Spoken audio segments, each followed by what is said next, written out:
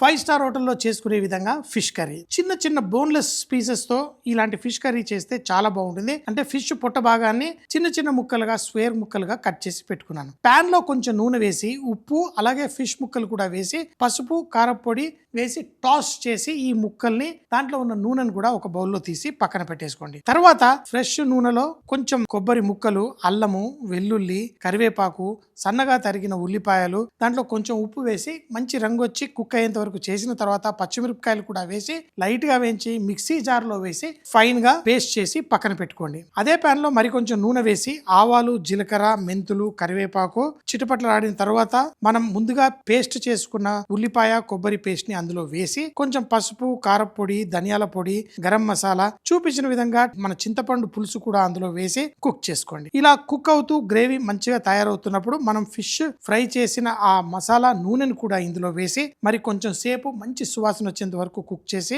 కావాల్సిన కన్సిస్టెన్సీ వచ్చిన తర్వాత ఉప్పు అడ్జస్ట్ చేసుకొని మనం ఫ్రై చేసుకున్న ఆ ఫిష్ ముక్కలు కూడా వేసి మరో 3 నిమిషాలు స్లోగా కుక్ చేయండి. చివర్లో కొంచెం కొత్తిమీర వేసి వేడి వేడిగా వడ్డించుకుంటే చాలా రుచిగా ఉంటుంది.